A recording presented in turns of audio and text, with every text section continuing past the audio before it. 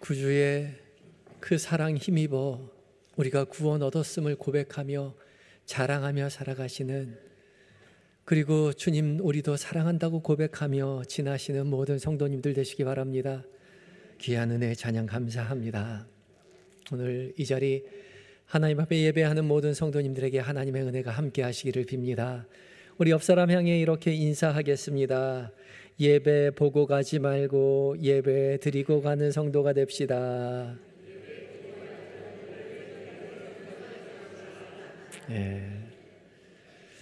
우리 종종 예배 보러 간다고 그런 말 많이 하죠. 영화 보러 간다고 하고, 연극 보러 간다고 하고, 야구 보러 간다고 하고, 축구 보러 간다고 하고, 보러 간다는 말을 구경 간다는 건데, 예배 보러, 예배 구경하러 그렇게 오시는 분들이 계시죠. 오셔서 남들 어떻게 예배드리나 구경하는 거예요. 남들 찬송 어떻게 부르나, 성가대가 어떻게 찬양하나, 목사님 어떻게 설교하나, 남들 어떻게 기도하나 잘 구경하다가 집으로 돌아가면서 예배 잘 보고 갑니다. 그렇게 말할 수 있지만, 그렇게 말하면 우리는 예배의 구경꾼밖에 되지 않는 거죠. 그래서는 안 됩니다. 주님은 우리를 구경꾼으로, 관람객으로 부르신 것이 아니라 예배의 주인공으로 부르셨습니다. 예배의 하나님만 주인공이 아니라 우리 각자의 성도들도 예배의 주인공으로 부름받은 거죠. 하나님께서 우리를 사랑하셨고 그 사랑에 힘입어 우리도 주님을 사랑한다고 고백하는 그 예배의 주인공이 하나님과 우리라는 거죠. 그래서 우리는 객석에 앉아서 팔짱 끼고 성가대, 찬양대, 오늘 찬양은 95점, 목사님 설교는 70점, 그렇게 얘기하고 돌아갈 것이 아니라 직접 무대에 올라서 하나님과 함께 하나님의 사랑을 받고 하나님께 사랑한다고 고백하고 마음을 다해 찬양하고 마음을 다해 기도하고 주님의 말씀에 마음을 다해 집중해서 들어야 하는 거죠. 남목사 설교 잘 들으라는 말이 아닙니다. 여러분과 함께 하시며 여러분 곁에서 여러분에게 말씀하시는 주님의 음성에 귀를 기울이라는 거죠. 하나님은 여러분의 귀에 말씀하지 않으시고 여러분의 마음에 말씀하십니다. 여러분의 마음에 친히 말씀하실 거예요. 다른 누구도 아닌 나에게 들려주신 하나님의 음성이 우리의 마음 가운데 온다는 거죠. 누구에게는 위로의 말로 오고, 누구에게는 질책의 말로 오고, 누구에게는 격려의 말로 우리 마음 가운데 올 것입니다. 그때 비로소 우리는 나에게 말씀하시는 그 주님 앞에 마음을 다해서 응답하고 마음을 다해서 기도하고 마음을 다해서 찬양하는 참된 예배자로 서게 되는 것이죠. 이 시간 마음을 다해서 예배에 참여하셔서 살아계신 하나님을 만나고 참된 예배자로 서시는 한영의 모든 성도님들이 되시기를 예수 그리스도의 이름으로 축복합니다. 오늘 봉독한 복음서의 말씀인 요한복음 12장에도요 예수님을 보러 온 사람들이 등장합니다. 그런데 예수님께서 예수님 보러 왔다, 예수님 만나러 왔다는 소식을 듣고서 예수님이 제자들에게 이렇게 말씀하시죠. 23절 함께 읽어보겠습니다. 시작. 예수께서 대답하여 이르시되 인자가 영광을 얻을 때가 왔도다. 아멘. 예수님께서는 요한복음에서 늘 아직 내 때가 이르지 아니하였다 그렇게 말씀을 많이 하셨습니다. 2장의 가나의 혼인잔치에서도 아직 내 때가 이르지 아니하였다 그랬고, 7장에서 초막절에 형제들이 예루살렘으로 올라가라는 권유를 할 때도 내 때가 아직 이르지 아니하였다 그렇게 말씀하셨었지요. 그런데 웬일인지 오늘 예수님께서는 영광을 얻을 때가 왔다라고 말씀하시는 거죠. 이 사람들하고 무슨 대화를 나눈 것도 아니고 그냥 그저 이 사람들이 예수님을 만나러 왔다는 소식을 들었는데 그 들은 것만으로도 인자가 영광을 얻을 때가 왔다라고 예수님 말씀하신 거죠. 예수님 찾아온 이 사람들 누구길래 예수님이 이 사람들 왔다는 소식을 듣고 이제 인자가 영광을 얻을 때가 왔다고 말씀하신 것일까요? 예수님께서 영광을 얻는다는 것은 또 무슨 의미가 있을까요? 오늘 말씀을 함께 묵상하며 은혜를 나누려고 합니다. 먼저 예수님 만나러 온 이 사람들 누군지 알아봐야 하겠죠. 20절과 21절 말씀입니다. 함께 읽습니다. 시작. 명절에 예배하러 올라온 사람 중에 헬라인 몇이 있는데 그들이 갈릴리 벳세다 사람 빌립에게 가서 청하여 이르되 선생이여 우리가 예수를 배웁고자 하나이다 하니, 명절에 예배로 하러 올라온 사람 중에 헬라인 몇이 있었다. 그리고 그 몇이 예수님을 배웁고자 빌립에게 가서 청했다 말하죠. 이 명절은 유월절입니다. 이스라엘의 3대 절기 중에 한 절기이죠. 이 유월절이 되면 모든 유대인들, 해외에 사는 모든 유대인, 지방에 사는 유대인 할 것 없이 모든 유대인들이 하나님 앞에 예배하기 위해서 예루살렘 성전으로 모여야만 했습니다. 그런데 지금 이 사람들은 유대인이 아니라 헬라인이죠. 이방인입니다. 그런데 이방인이지만 명절에 예배하러 올라왔다는 거죠. 이방인이었지만 유대교로 개종하고 하나님 앞에 예배하기 위해서 이 예루살렘 성전으로 올라온 헬라인 사람이었습니다. 유대교에 관심을 가지고 개종하여서 예배하기 위해서 예루살렘에 올라왔는데 예수님의 소식을 들은 거죠. 그래서 이 사람들 예수님을 보고자 했습니다. 빌립을 통해서 정중하게 예수님을 만나 뵙고자 부탁을 합니다. 아마도 빌립이 헬라 이름을 가지고 있었기 때문에 그렇게 친숙하게 빌립에게 부탁하지 않았나 그렇게 생각합니다. 무슨 연유에서 만나려고 했는지는 나와 있지 않습니다. 성경의 관심사항이 아니에요. 우리에게 알려주지 않습니다. 그럼 무엇을 알려주고 있는가? 무엇이 중요한가? 성경은 한 가지 힌트를 우리에게 제공합니다. 오늘 본문의 앞부분을 좀 살펴볼 필요가 있는데요. 성경을 가지고 계신 분은 오늘 말씀 12장 앞부분에 어떤 일들이 있는지 한번 살펴보시기 바랍니다. 12장에 보면 예수님이 나귀를 타고 예루살렘으로 입성하시죠. 너무나 유명한 장면입니다. 예수님께서 아무도 타보지 않은 어린 나귀를 타고 예루살렘으로 입성하실 때에 큰 무리가 종려나무 가지를 들고 예수님을 환호하죠. 호산나 다윗의 이름으로 오시는 이여, 이스라엘의 왕이여, 그렇게 외쳤습니다.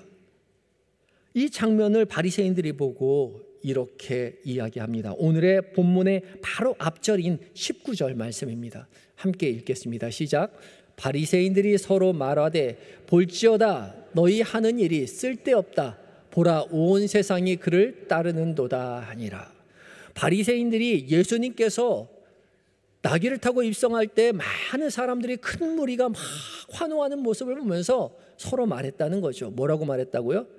너희 하는 일이 쓸데없다고요. 쓸데없는 짓 하고 있어. 왜냐하면 보라 온 세상이 그를 따르는도다. 온 세상이 그를 따르니까 그거 다 쓸데없는 짓이다 라고 말한 것입니다. 이게 무슨 말이냐면 이 바리새인들은 누구보다도 메시아가 오기를 기대하던 사람들입니다. 메시아가 오셔서 이스라엘을 구원해 주기를 굉장히 바라고 있었죠. 그런데 이 예수님을 따라다니는 사람들을 보니까 이스라엘 사람들만, 유대인들만 따라다니는 것이 아니라 이방인들도 따라다니고 있었다는 말이죠. 메시아는 이스라엘만 구원하기 위해서 오시는 분이어야 하는데 저 많은 온 세상 사람들, 이방인들까지도 예수님을 따라가고 있으니 예수님은 절대 메시아가 될 수 없다라고 생각한 거죠. 그래서 너희 하는 일이 다 쓸데없다. 봐라, 온 세상이 다 그를 따르고 있지 않느냐, 그렇게 말해왔던 것입니다. 그리고 나서 오늘 본문으로 이어져서 헬라인 몇 명이 예수님을 만나러 온 거죠. 이 이방인들은 빌립에게 예수님 만나달라고 정중하게 부탁을 하고요. 그 소식을 전해들은 예수님께서 23절과 같이 말씀하신 것입니다. 23절 다시 한번 읽겠습니다. 시작. 예수께서 대답하여 이르시되 인자가 영광을 얻을 때가 왔도다. 아멘. 이방인들이 예수님을 찾아서 만나기를 원한다는 그 소식 들으시고 예수님은 인자가 영광 얻을 때가 왔다 선언하시는 거죠. 인자가 영광을 얻을 때가요. 메시아로서의 영광을 얻을 때가 왔다는 것입니다. 이 영광은 카보드, 무겁다는 것인데요. 가치 있다는 거죠. 독사, 무겁다는 것입니다. 하나님의 영광, 그 가치, 하나님의 하나님 되심, 그 영광을 얻을 때가 이제 왔다는 거죠. 무슨 말입니까? 예수님께서 이스라엘을 구원하시기 위해서 이 땅에 오신 것이 아니라 자신을 찾아온 이 이방인들, 그리고 자신을 따르는 온 세상 모든 사람을 구원하시기 위해서 이 땅 가운데 오셨다는 거죠. 예수님은 이스라엘만을 구원하시기 위해서 오신 메시아가 아니라 온 세상을 구원하시기 위해 오신 메시아이십니다. 그래서 이방인들이 예수님을 찾아오시자 이제 영광을 얻을 때가 왔다라고 말씀하신 것이죠. 그러므로 우리가 이 말씀을 통해서 깨달을 수 있는 것, 사실은 첫 번째요, 예수님께서는 모든 사람들을 위해서 영광의 십자가를 지셨다는 사실입니다. 함께 읽어볼까요? 시작. 예수님께서는 모든 사람들을 위하여 영광의 십자가를 지셨습니다. 32절 말씀 다시 한번 함께 읽겠습니다. 32절 말씀, 33절 두 절입니다. 함께 읽습니다. 시작. 내가 땅에서 들리면 모든 사람을 내게로 이끌겠노라 하시니, 이렇게 말씀하심은 자기가 어떠한 죽음으로 죽을 것을 보이심이로라. 아멘. 인자가 모든 영광을 얻는데 그 영광이 어떻게 이루어지고 있느냐? 내가 이 땅에서 들리면 모든 사람을 내게로 이끌겠노라. 여기서 모든 사람은 유대인뿐만 아니라 이방인들, 온 인류의 모든 사람들을 말씀하시는 거죠. 이 모든 사람들을 내가 땅에서 들리면 이끌겠노라고 말씀하시고, 땅에서 들린다는 말이 이렇게 말씀하시면 자기가 어떠한 죽음으로 죽을 것을 보이신 것이다. 결국 땅에서 들린다는 것은 부활한다는 것이 아니라 십자가에 못 박혀 죽으시는 예수님의 죽음을 말씀하시는 것이죠. 예수님은 십자가에 못 박히심으로 모든 사람들을 자기에게로 이끌겠노라고 말씀하시는 것입니다. 예수님이 헬라인들과 무슨 대화를 나눈 것도 아니고, 그들이 나서서 주님이라고 고백한 것도 아니고, 그냥 만나러 온 것뿐인데, 그런데 예수님은 그 만나러 온 사람들을 위해서도 십자가에 못 박히시는 예수 그리스도시라고 말씀하셨던 거죠.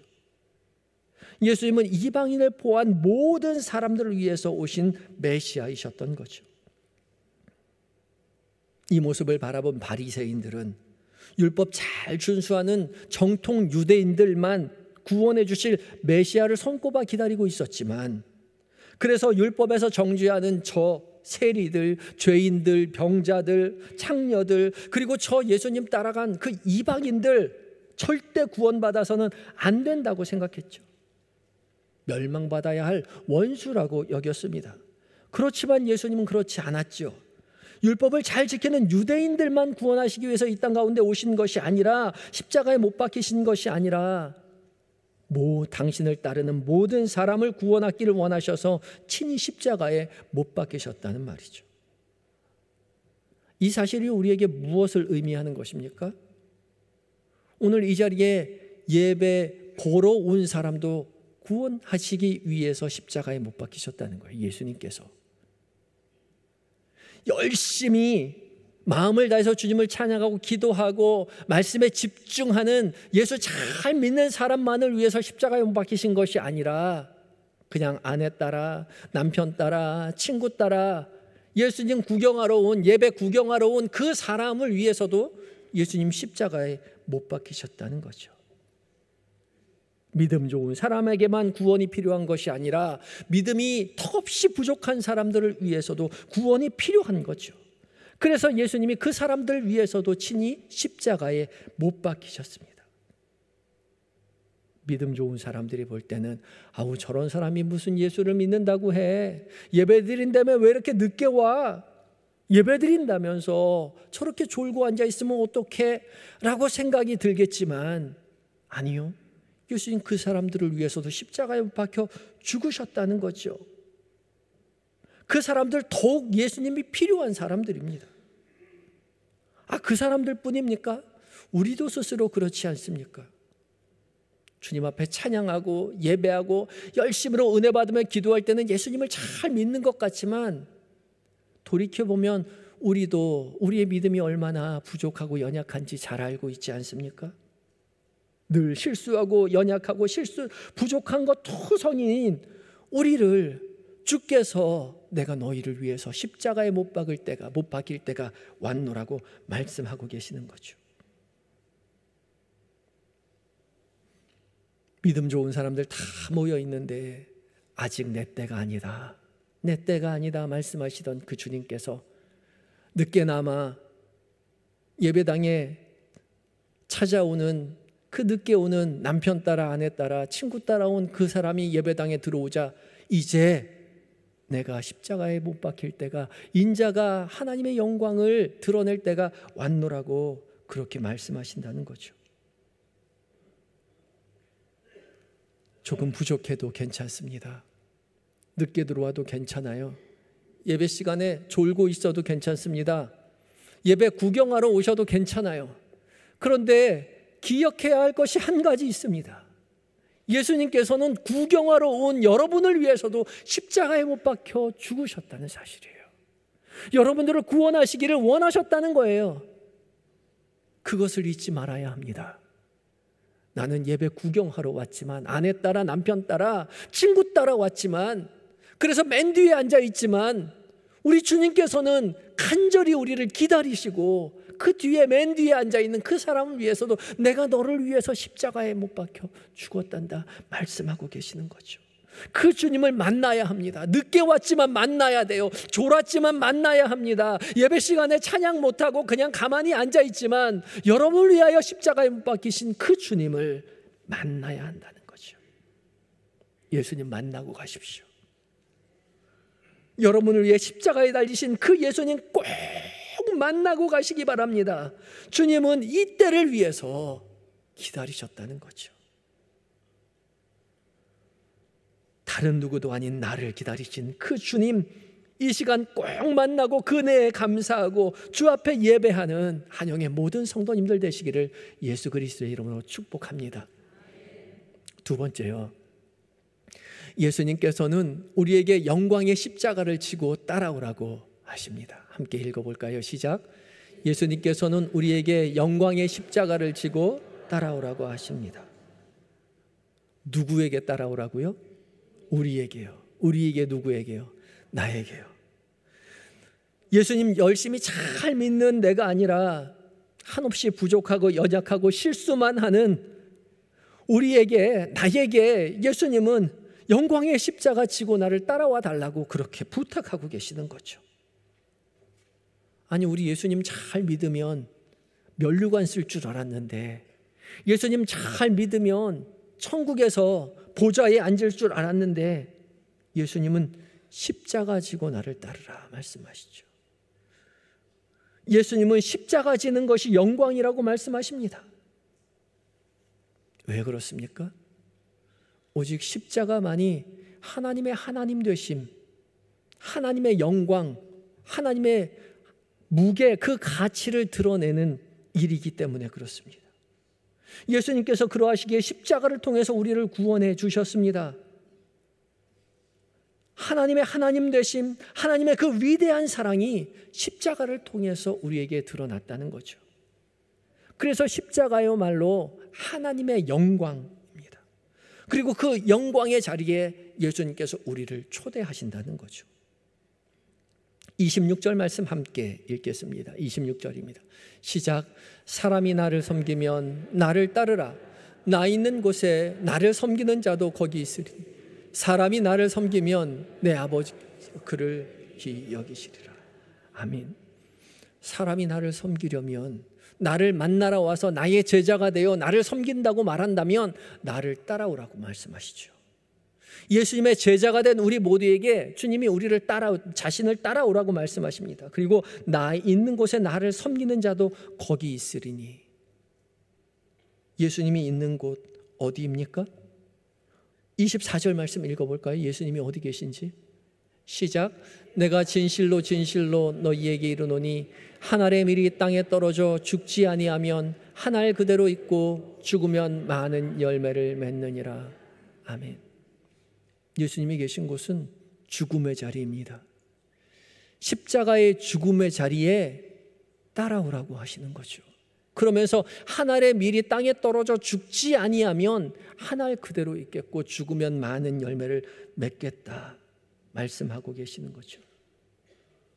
진실로 진실로요. 아멘 아멘. 강조해서 말씀하십니다. 반드시 죽어야만 새로운 생명이 피어난다는 거죠. 죽은 척 해서는 안 된다는 거죠. 죽어야 합니다. 죽어야만 새로운 생명이, 새로운 열매가 열리게 되는 것이죠. 예수님께서도 자신의 모든 권리를 포기하고 죽기까지 순종하셨기에, 완전히 죽으셨기에 우리에게 구원의 열매가 이루어질 수 있었던 거죠. 포기한 척한 것이 아니라 완전히 포기하셨습니다. 피조물된 인간들의 조롱과 멸시를 받으면서도 하나님의 권리를 한 번도 주장하지 아니하시고 완전히 죽어주셨습니다. 그래서 우리에게 구원이 임하였지요. 그리고 주님께서 내가 그 자리에 있으니 너희도 그 자리에 있어달라고 말씀하십니다. 영광의 십자가 지고 한 알의 밀이 땅에 떨어져 죽는 것처럼 너희도 죽어달라고 말씀하십니다. 죽은 척할 것이 아니라 죽어야 합니다. 죽어야만 열매가 맺혀지는 거죠. 무슨 말이냐면 우리가 죽었을 때 맺는 열매는 우리 열매가 아니라는 거예요. 우리가 죽었을 때 맺는 열매는 우리의 열매가 아니라 하나님의 열매입니다. 하나님의 열매, 하나님의 영광이 우리의 죽음, 우리의 십자가 이후에 드러나게 된다는 거죠. 우리는 우리의 권리를 희생하고 다 포기했을 때 우리 열매, 우리 소원이 이루어질 거라고 생각하고 열심히 기도하고 희생하죠. 아니요, 그러나 그렇지 않습니다. 우리의 희생을 통하여 이루어지는 것은 우리 열매, 우리 소원이 아니라 하나님의 소원이요, 하나님의 열매인 것이죠. 우리의 것이 아닙니다. 우리는 그냥 죽으면 끝이에요. 그러나 우리가 기대한 것, 우리가 소원한 것보다 훨씬 더 아름다운 것이 열매 맺는 것을 보게 될 것입니다. 하나님의 영광이요. 하나님의 영광이 우리의 죽음 이후에 드러나는 것을, 우리의 희생 다음에 펼쳐지는 것을 보게 된다는 거죠. 그래서 우리는 죽어야 합니다. 오늘 서신서의 말씀인 히브리서 5장 8절과 9절에서도 말씀하십니다. 함께 읽겠습니다. 시작. 그가 아들이면서도 받으신 고난으로 순종함을 배워서 온전하게 되셨은즉 자기에게 순종하는 모든 자에게 영원한 구원의 근원이 되시고, 그가 아들이시면서 하나님 자신이시면서 받으신 고난을 순종하셨다는 거죠. 순종, 고난을 통해서 순종함을 배워서 온전하게 텔레이오이 완성시키셨다는 것이죠. 자신의 순종함을 통해서 우리의 구원을 완성시키셨어요. 그리고 자기에게 순종하는 모든 자에게 영원한 구원의 근원, 근거가 되셨습니다. 예수 그리스도께서 완전히 죽으심으로 말미암아 우리의 영원한 구원의 근거가 되셔서 우리에게 따라오라 말씀하시는 거죠. 자기에게 순종하는 모든 자에게 이미 예수님께서 먼저 영원한 구원의 근원이 되셨다고요. 먼저 죽으심으로, 완전히 죽으심으로. 그리고 우리가 예수님처럼 순종함을 배워야 한다는 것이죠. 순종이요, 순할 순 따를 종, 순순히 따라가야 한다는 것입니다. 예수님께서 십자가로 순종하셨기에 하나님의 영광을 드러내게 된 것처럼, 우리에게 구원을 완성해 주신 것처럼 우리도 예수님과 같이 순종함으로 하나님 앞에 영광을 드러내야 한다는 거죠. 중요한 것은 자기에게 순종하는 자가 현재분사 능동형으로 되어 있습니다. 이게 무슨 뜻이냐면, 현재분사는 한 번 하고 마는 것이 아니라 계속해서 반복해서 수행한다는 뜻이고요, 능동은 스스로 이 모든 일들을 해야 한다는 거예요. 예수님을 따라가면 저절로 우리가 순종하게 되는 것이 아니라 계속해서 순종하려고 노력해야 한다는 것이죠. 끊임없이 우리가 반복해서 순종하려고 노력해야 한다는 것입니다. 예수님의 그 십자가, 영광의 십자가, 미랄이 땅에 떨어져 죽을 것 같은 그 고난과 아픔과 고통을 순종하기 위한 노력이 우리에게 필요하다는 거죠. 이 순종의 삶을 우리에게 요구하시는 겁니다. 내가 아버지의 영광을 위해 아버지 하나님께 모든 것 내려놓고 순종한 것처럼 너희도 내려놓고 순종하여라 말씀하고 계시는 거죠. 우리도 죽어야 합니다. 예수님 따라간다는 것은, 예수님 섬긴다는 것은 예수 그리스도처럼 십자가를 지고 모든 권리를 포기한다는 거예요. 우선순위가 내가 아니라 하나님이십니다. 내가 가고 싶은 거 다 가고 내가 먹고 싶은 거 다 먹고 우리가 무슨 하나님의 영광을 드러내고 예수님을 따라가는 것입니까? 아니요. 내가 가고 싶은 것 포기하고 내가 먹고 싶은 것 포기하고 주님께서 가시는 그 길 따라 나서야 하는 것이죠. 편한 길 아닙니다. 고통스러운 길입니다. 예수님께서도 심한 통곡과 눈물로 간구와 소원을 하나님 앞에 부르짖으며 이 때가 지나가기를 간구하실 정도로 그렇게 고통스럽고 어려운 길이에요. 그러나 그 길을 걸어가야 한다는 것이죠. 평생 예수님을 따라 걸었던 토마스 아 캠피스라는 독일의 수사는 그리스도를 본받아라는 책을 지었죠. 성경 다음으로 가장 많이 팔린 이 책에 이 토마스 아 캠피스가 이렇게 적었습니다. 사람을 구원하는 일에 고난보다 더 도움이 되는 것이 실제로 있었다면 그리스도께서 반드시 말과 행동으로 그것을 보여주셨을 것입니다. 그러나 그리스도께서는 당신을 따르는 제자들과 당신을 따르고자 하는 모든 사람들에게 십자가를 지라고 분명히 권고하셨습니다. 사람을 구원하는 일에 고난보다 더 도움이 되는 일이 실제로 있었다면 예수님께서 그렇게 하셨겠지요. 말과 행동으로 그것을 우리에게 보여주셨을 것입니다. 그러나 예수님께서 당신을 따르는 모든 제자들과 당신을 따르고자 하는 모든 사람들에게 십자가 지라고 하세요. 그 고난에 걸어가라고 하세요. 왜요? 그것이 우리에게 구원을 이루는 가장 좋은 길이기 때문에 그렇습니다. 혹시 지금 주님을 따르며 고난 가운데 계신 분이 계십니까? 지금 잘 가고 있는 것입니다. 주님 따라 걷고 있는 것입니다. 주님 따라 걷는 그 길이 고난의 길이지만 이 고난의 길이 생명의 길임을, 나의 열매가 아닌 주님의 열매를 맺는 하나님께 영광을 올려드리는 십자가의 길임을 믿는 성도님들이 되시기 바랍니다. 순종해야 합니다. 순순히 따라가야 해요. 어떻게 순순히 따라갈 수 있을까요? 방법은 한 가지입니다. 사랑하면 됩니다. 사랑하면 순종할 수 있어요. 사랑하면 기꺼이 기쁨으로 그 희생할 수 있습니다. 예수님께서도 하나님을 사랑하시고 온 인류를 사랑하셨기에, 우리를 사랑하셨기에 자신의 권리를 모두 다 내어놓으시면서 십자가에 못 박혀 죽으시면서까지 기뻐하셨다는 거죠. 우리도 주님을 사랑할 때 기꺼이 순종할 수 있습니다. 우리의 고난과 희생을 기꺼이 감내할 수 있습니다. 사랑할 때요. 주님의 사랑을 받아 우리도 사랑한다고 고백하는 성도님들 되시기 바랍니다. 그 사랑으로 인하여 우리는 영광의 십자가를 질 수 있을 것입니다. 고난 속에 있지만, 아픔 속에 있지만 우리는 기뻐하며 감사하며 그 믿음의 길 걸어가게 될 것입니다. 사순절, 주께서 걸어가신 길을 따르겠다고 다짐하는 한영의 모든 성도 여러분, 우리가 걸어갈 길은 십자가의 길입니다. 죽기까지 순종하신 그리스도를 본받아 그 사랑에 힘입어 넉넉히 그 길 걸어가시며 주님을 더욱더 사랑한다고 고백하게 되시는 한영의 모든 성도님들 되시기를 예수 그리스도의 이름으로 축복합니다. 다 같이 기도하시겠습니다. 우리를 구원하시기 위해 친히 십자가 지신 주님, 주님의 그 십자가 지심으로 인하여 우리가 구원을 얻었음을 이 시간 고백합니다. 이방인처럼 우리는 내세울 것이 아무것도 없고 연약하고 부족하지만 주께서 우리를 위해서 모든 것 내어 십자가 지고 구원을 이루어 주셨사오니 우리도 그 은혜에 힘입어, 그 사랑에 힘입어 주께서 명령하신 바대로 우리도 우리의 십자가를 지고 주님 따라 나서게 하여 주시옵소서.